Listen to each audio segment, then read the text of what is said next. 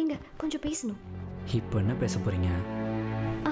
கோபப்படாம பொறுமையா பேசலாம்ல. பொறுமையாவா? அங்கிட்ட வச்சு செஞ்சுட்டு இப்போ வந்து பொறுமையாவா?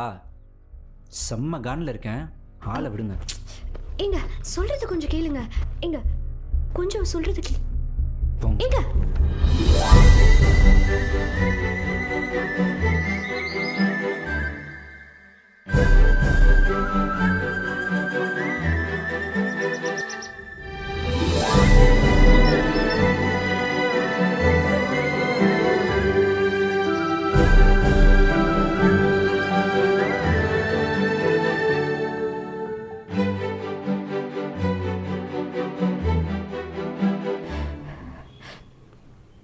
பேசணும் ப்ளீஸ்.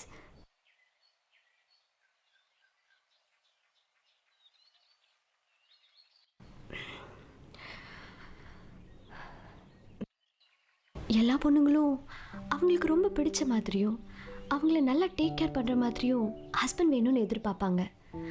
அப்படிதான் நானும். இப்போ என்ன சொல்ல வரீங்க?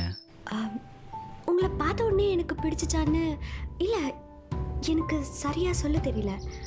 ஆனால் நீங்கள் பேசினதுக்கப்புறம் என்னன்னே தெரியல, எனக்கு உங்களை பிடிக்க ஆரம்பிச்சிருச்சு.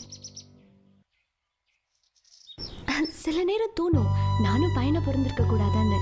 ஃப்ரெண்ட்ஸோட ஜாலியாக ஊர் சுற்றிட்டு விளையாடிட்டு பெருசாக எந்தவித கண்ட்ரோலும் இல்லாமல் ரொம்ப ஹாப்பியாக இருக்கணும்னு தோணும்.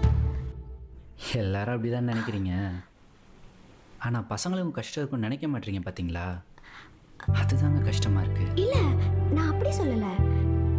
இருந்தாலும் பொண்ணுங்க அளவுக்கு இல்லைல்ல. என்னங்க பசங்க பொண்ணுங்க பள்ளின்னு வந்துட்டா 2 பேருக்குமே ஒன்று தான். நீங்கள் நினைக்கிற மாதிரி பசங்க லைஃப் ஒன்றும் ஈஸி இல்லைங்க. அவன் படிக்கும்போது அவனுக்கு ப்ரெஷரும் கமிட்மெண்ட்டும் சேர்த்து கொடுத்துட்றாங்க.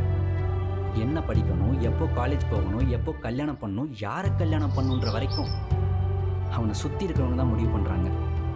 சரி, அதை விடுங்க. மேரேஜ்க்கு அப்புறமாச்சும் அவன் அவனுக்காக வாழ்கிறானா? இல்லையே. அவன் ஒய்ஃப்காகவும் குழந்தைகளுக்காகவும் ஓடிக்கிட்டே இருக்கான் சாகிற வரைக்கும். நான் அப்படி சொல்லல.